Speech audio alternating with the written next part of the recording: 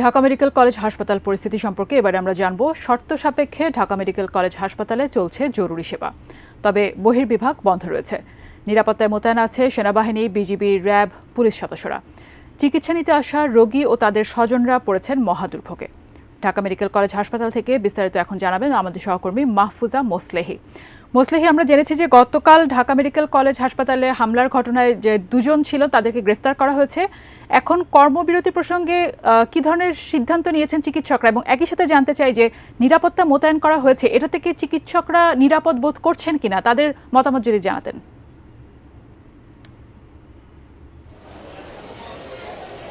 জি ফাইজা, আপনি ঠিকই বলেছেন যে নিরাপত্তা মোতায়েন করেছে এই ঢাকা মেডিকেল হসপিটালে। আমরা কিছুক্ষণ আগেও যারা আন্দোলন করছিলেন সেরকম একজন ডক্টর, যিনি নিউরোসার্জন একজন, যার নাম হচ্ছে আব্দুল আহাদ, উনি কিছুক্ষণ আগে আমাকে জানিয়েছেন যে তারা আসলে আজকের যে সিদ্ধান্ত, সর্বশেষ যে আপডেটটি, সেটি হচ্ছে এরকম যে আগামীকাল সকাল 10টা থেকে দুপুর 1টা পর্যন্ত তারা আউটডোরে এখন থেকে চিকিৎসা দিবেন, এবং সকাল 8টা থেকে 10টা পর্যন্ত কিন্তু ইন্টার্ন চিকিৎসক যারা তারা অবস্থান কর্মসূচি পালন করবেন। তাদের সব দাবি দাওয়া আদায় না হওয়া পর্যন্ত কিন্তু এভাবে তারা আগামী 7 দিন তাদের কর্মবিরতি পালন করবেন। তবে এর মাঝখানে তারা প্রতিদিনই 10টা থেকে 1টা পর্যন্ত তারা সবাইকে আউটডোরে চিকিৎসা নেওয়ার জন্য আহ্বান জানিয়েছেন, এবং সরকারের প্রতি তারা বেশ সন্তোষ প্রকাশ করেছেন এই বলে যে তারা যে দাবি জানিয়েছিলেন যে তাদের কর্মক্ষেত্রে নিরাপত্তা নিশ্চিতকরণের ক্ষেত্রে, সেটি এরই মধ্যে পূরণ হয়েছে বলেও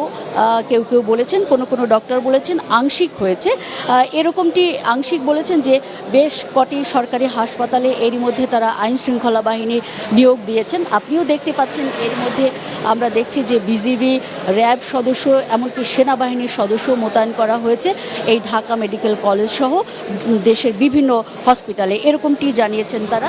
শিয়া বাটার ও ভিটামিন ই সমৃদ্ধ lily glam beauty soap. Lily, always beautiful. তবে এখনও যে সন্ত্রাসীরা গ্রেফতার হয়নি, তারা কিন্তু অতি দ্রুতই তাদের গ্রেফতার দাবি করেছেন, এবং আইনের আওতায় আসতে হবে তাদেরকে, এবং তাদের দৃষ্টান্তমূলক শাস্তির ব্যবস্থা করতে হবে, এটা কিন্তু তাদের বড় দাবি ছিল। অতি দ্রুত চিকিৎসক এবং রোগীদের কল্যাণ নিশ্চিতকরণে স্বাস্থ্য সুরক্ষা আইন এবং হাসপাতাল চিকিৎসক, স্বাস্থ্যকর্মী এবং রোগীর নিরাপত্তা নিশ্চিতকরণে স্বাস্থ্য পুলিশ নিয়োগের খসড়া কিন্তু প্রণয়ন করার প্রতিও সরকারের কাছে তারা জোর দাবি জানিয়েছেন। এরকম কিন্তু আজকের এই পরিস্থিতি আমরা দেখছি ঢাকা মেডিকেলে। এর মধ্য থেকে আসলে তারা আরেকটি বিষয়ে আমাকে বলেছেন যে এক ধরনের সন্ত্রাসী যারা আসলে বর্তমান সরকারের, অন্তর্বর্তীকালীন সরকারের ভাবমূর্তি নষ্ট করার লক্ষ্য নিয়েই মূলত তারা এই ধরনের মারধর বা চিকিৎসকদের উপরে হামলার ঘটনা ঘটাতে পারে বলে তারা ধারণা করেছেন, এবং সেটি যাতে সরকারের ভাবমূর্তির রক্ষার ক্ষেত্রে বড় রকমের ভূমিকা পালন করে, সেজন্য কিন্তু তারা বারবার সরকারের দৃষ্টি আকর্ষণ করেছেন, এবং তারা তাদের কর্মসূচি পালনে আগামীতে যেন কোনো ধরনের বাধাগ্রস্ত না হন যারা সন্ত্রাসী তাদের দ্বারা, সেরকম একটি কঠোর দাবিও জানিয়েছেন, এবং এক্ষেত্রে তারা সরকারের কঠোর মনিটরিং চাইছেন। এই ছিল আমার কাছে সর্বশেষ পরিস্থিতির খবর।